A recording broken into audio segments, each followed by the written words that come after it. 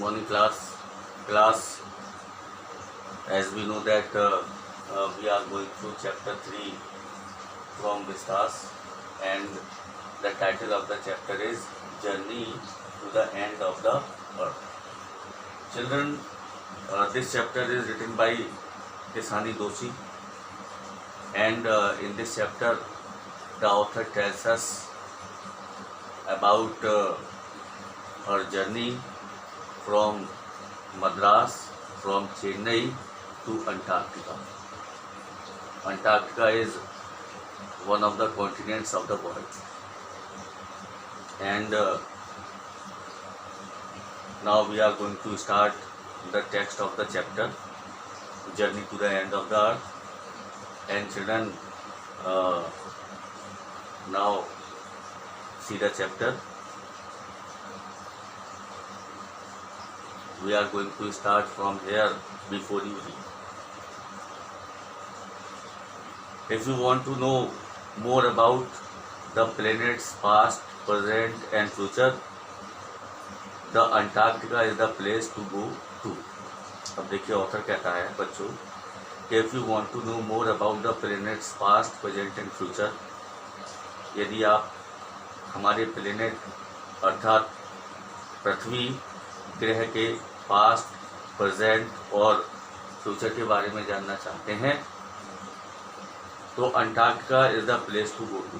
तो Antarctica is the right place to go to. Antarctica सही जगह है जाने के लिए, और वहाँ पर जाकर आप हमारे प्लेनेट के बारे में जान सकते हैं. We can go through the thorough study of the present, past and future of our planet Earth. Okay, students? So, see the first paragraph of this chapter. Early this year, I found myself aboard a Russian research vessel, the academic Sokolovsky, heading towards the coldest, driest, windiest continent in the world, Antarctica. अब देखिए author tells us, author is of the view. Author हमें बताती हैं कि इस वर्ष के शुरू में मैंने अपने आप को एक रशियन रिसर्च वेसल पर पाया, एक रूसी रिसर्च जहाज पर पाया. The name of the vessel was Akademik Shokalskiy, और उस जहाज का नाम क्या था? एकेडमिक सोकोलस्की था. Heading towards the coldest, driest, windiest continent in the world, Antarctica, जो कि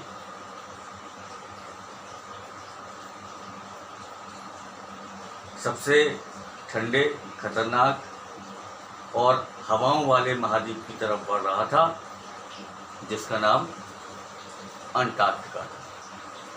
meaning that by the author was herself on the Russian research vessel, and the name of the Russian research vessel was Academic Sokolovsky, and that was going ahead the coldest, driest and windiest continent in the world, and that continent is Antarctica.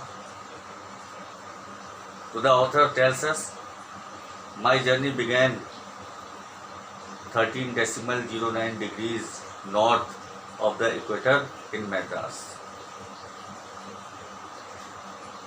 तो author ने हमें बताया कि जो मेरी journey थी, जो मेरी यात्रा थी, मद्रास में इक्वेटर माने विषुवतीय रेखा के 13.09 डिग्री नॉर्थ की तरफ से शुरू हुई, and involved crossing 9 time zones,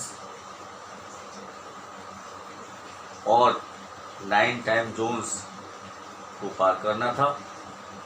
6 check points को पार करना था.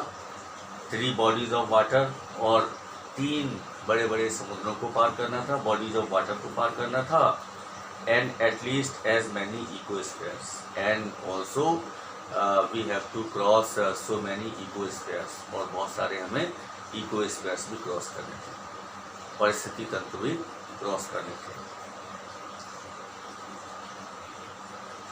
So in this way, the author tells us that she began her journey towards Antarctica. By the time I actually set foot on the Antarctic continent, I had been traveling over 100 hours in combination of car, aeroplane and ship. So my first emotion on facing Antarctica's expansive white landscape and uninterrupted blue horizon was relief, followed up with an immediate and profound wonder. अब देखिए, this was the first time the author had such a wonderful experience undertaking her journey towards the continent Antarctica. ये पहला समय था, पहला मौका था कि ऑथर को अंटार्कटिका यात्रा करने का अवसर मिला। Really it was a very wonderful experience for her. वास्तव में ये उनके लिए एक वंडरफुल एक्सपीरियंस था। और कहती हैं कि by the time I actually set foot on the Antarctic continent, कि वास्तव में अपने कदम अंटार्कटिक कॉन्टिनेंट पर रखने तक the author tells that I had been traveling over 100 hours. मैंने लगभग 100 hours की यात्रा की, 100 घंटे की यात्रा की, in combination of car, aeroplane and ship. Car, aeroplane और जहाज की यात्रा को कंबाइन करते हुए ऑथर बताती हैं कि मैंने 100 hours तक लगातार यात्रा की। So my first emotion on facing Antarctica's expansive white landscape and uninterrupted blue horizon was relief, and that was the only reason when the author set her foot on the first time on Antarctica. That was really a spread of white landscape. और इसलिए author बताती हैं कि जो मेरा first emotion था, मेरा जो पहला इमोशन था, जो अंटार्कटिका के सफ़ेद फैलाव और शांत नीले क्षितिज का सामना करते हुए मेरे सामने आया, और मैंने वहाँ पहुँचकर चैन की सांस ली। The author took a sigh of relief reaching there, because really for her it was a wonderful experience, followed up with an immediate and profound wonder, और इसके तुरंत बाद ही एक गहरा आश्चर्य। She also felt a big wonder, profound wonder reaching there.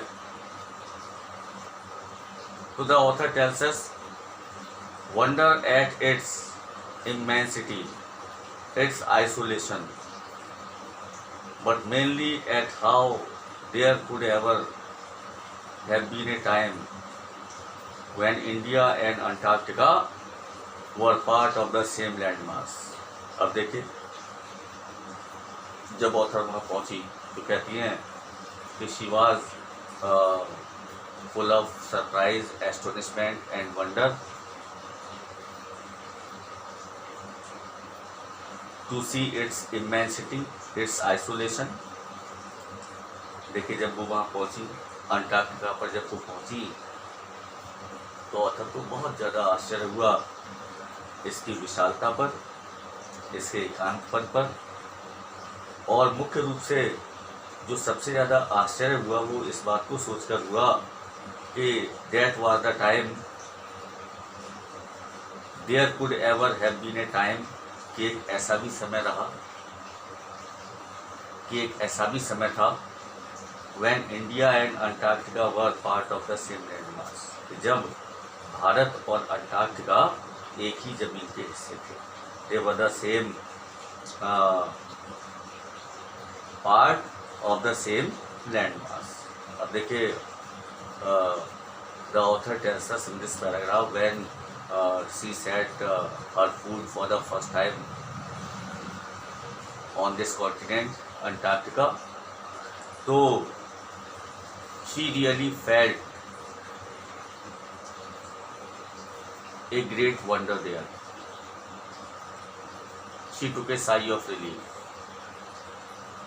She felt herself quite comfortable looking at the expansive spread of the white landscape and the blue horizon was there in front of her, and she was very much full of astonishment at its immensity, its isolation, and she was feeling herself in great wonder, thinking about that once upon a time there had been a time when India and Antarctica were part of the same landmass. देखिए, जब वो Antarctica पर पहुंची तो इस बात को सोचकर उन्हें बड़ा आश्चर्य हुआ, उसकी विशालता को देखकर, उसके एकांतपन को देखकर, और मुख्य रूप से इस बात को सोचकर उन्हें बड़ा आश्चर्य हुआ कि कभी भारत और अंटार्कटिका एक ही जमीन के हिस्से थे. Okay, students, so that's all in this lecture. We shall go through the part of the history whatever has been described here in this chapter in the next lecture, in the next video. Thank you.